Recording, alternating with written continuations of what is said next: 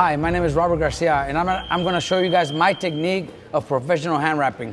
You know, the main idea with a boxer is to protect his hands. So what we do during training camp is we do one layer of tape, not on the skin because we don't want the tape to stick to the skin, but we use one layer of this wrap so we could so it doesn't stick to the skin.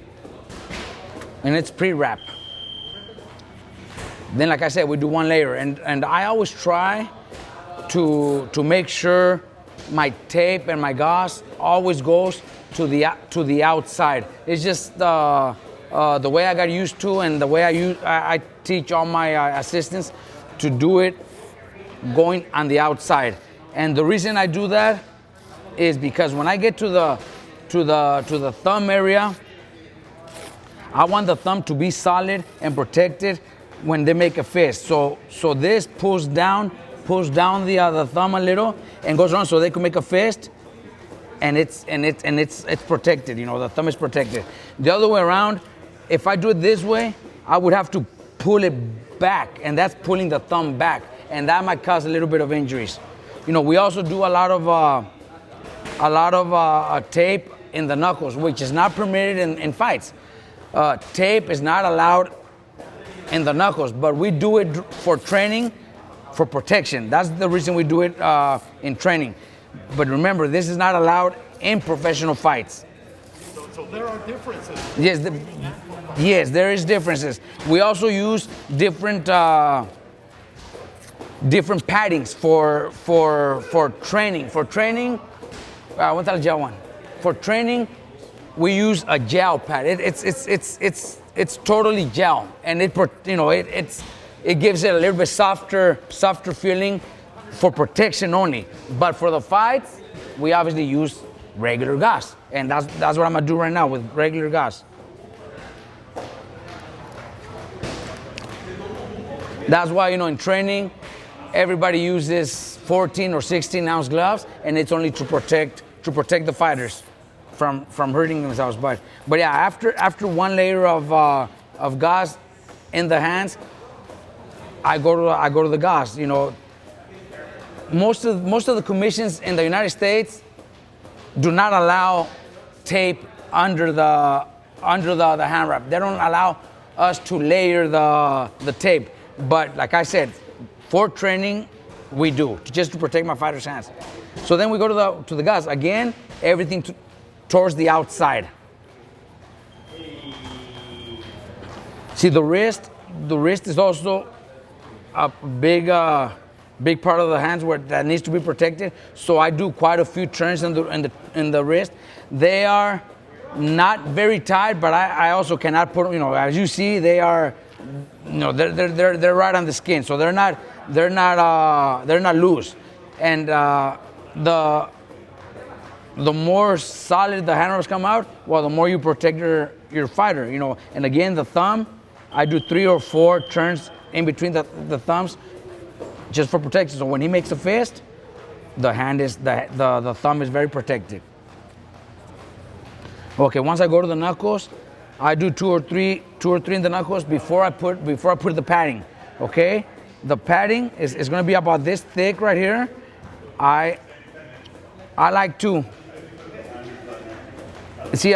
I've seen many other trainers that fold it once and comes out really good, but I like to fold it twice, and I'll show you guys the difference. When we fold it twice, the padding just becomes a little bit harder, and to protect the fighter's hands, like I said, the tighter the hand is, the more protection he's gonna get. So at the end of the wrapping, you know, you guys will see how solid the knuckle pads become, and it's just with the hand wraps. After this, obviously, we have to go in between the fingers, and when you go in between the fingers, you want to make sure that the padding is almost all the way up to the middle bones. That way, the padding doesn't go over the knuckles. And I'll show you guys right now as you see, make a fist. The knuckles are over here. So all this is padding, and it's all protecting the fighter's knuckles. All these last few turns that I'm gonna do is just to tighten it up a little more. This is just tightening up the gauze a little more.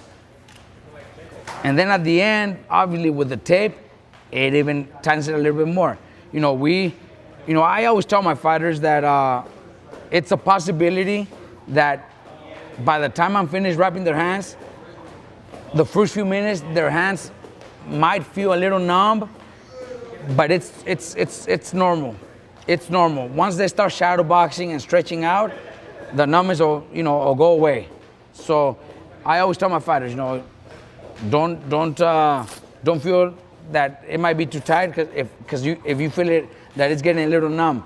Getting numb is pretty normal when you're wrapping your hands pretty tight. And then again, I go with my last layer of tape over the gauze, just to make it a little bit solid and to protect the hands even better. Now I do the same thing with the tape. All this I'm doing with tape is allowed in professional fighting. Every commission allows tape over the gauze. And normally what they do is they allow one roll of tape in each hand. So, most of the time I don't really use the whole roll of tape, but it is allowed.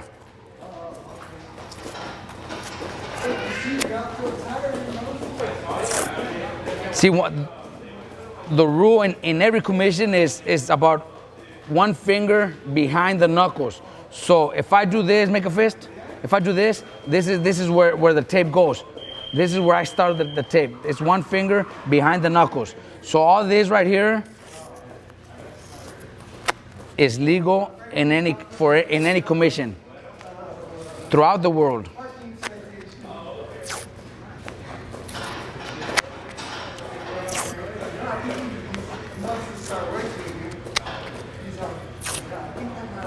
See, this crosses I do right here, not every trainer does them, and I'm not saying this is the only way to do it, but I got used to doing it because since I was a former fighter, I remember my dad wrapping my hands, and when I told him to start crossing it like this, it just made my bones feel better, feel more protected. This part of the hand is very, very. We could hurt our hands very easily, and these are the parts that get injured the most. So when I decided to start crossing tape from one side to the other, it just started making my hands feel so much better during competitions and fights.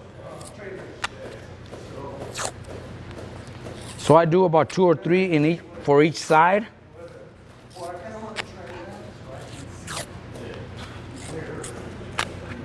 And then at the end, I do one more layer from here to the top.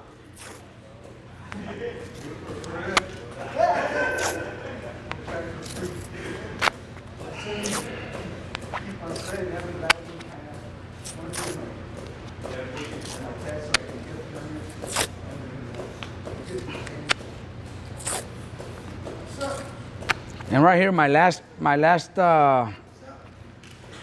turn I'm gonna do is in the thumb. Like I said, the thumb is one of the fingers that we gotta protect very much. So this is the last one, and I pull it down as much as I can. So like I said, so when he makes his fist, his thumb is solid right there. See right there? He could actually open it, but it feels a little, having it like that, it feels a little uncomfortable. Once he makes a fist, that's solid right there. That's where there's no punch or anything that's gonna injure it, because it's pretty protected right here. So this is some fighters like to cut this up a little just to get the circulation right here in their hand. There's other fighters that tell me they don't need it, so I don't do it. But most of them, we do this just to get that blood circulating a little bit better. But there it is right there. That's the way I wrap hands. The hands are protected. Open up. They can make a good fist. Their knuckles are protected. Make a fist. So their knuckles is way over there. So all this is protected and ready to go. And once I do that, then I go to the second hand and same thing over and over. You know, we've done this many times, and I've been fortunate enough that very few fighters ever get injured when it comes to after the fight. Very few times. Why don't you present him? This is one of my fighters, undefeated fighter, 12-0 with 11 knockouts, Lindolfo Delgado. He will be fighting September 10 on the Valdez Consacao undercard on ESPN, fighting for top rank. Mexican Olympian too. You know what? Is there a big difference? There's all kinds of tapes, and every tape has the same aspect of, you know, obviously wrapping hands.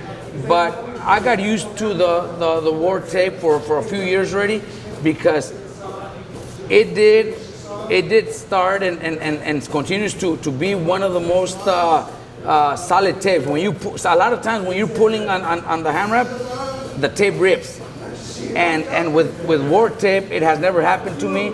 It's a very solid tape. When it's very strong, and it also has a lot of as you look at this, Yeah. it has a lot of sticking into it, and that's one thing that helps out a lot. At the end of if you see a lot of workouts after training, fighters finish with the training, and all this is peeling off because they have the wrong tape.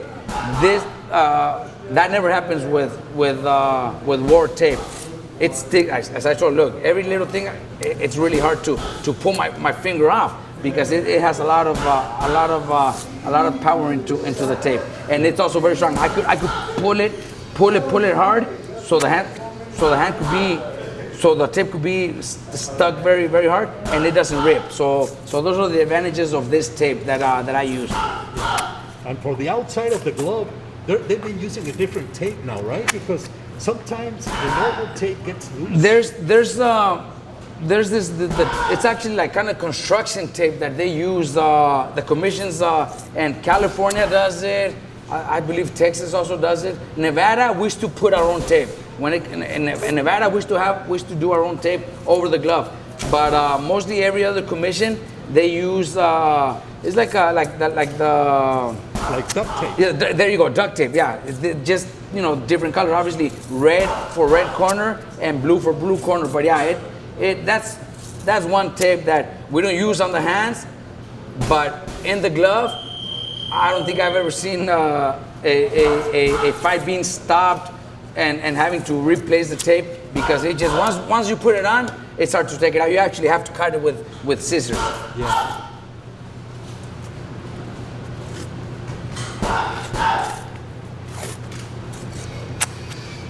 So there's the second hand, as good as the first one. You know, one thing that I've always learned, and I learned it from my dad, is, you know, I don't have to count anymore. But if you see the same amount of tape left over from both, one from each hand, so I don't count them anymore. But it's kind of like the same turns.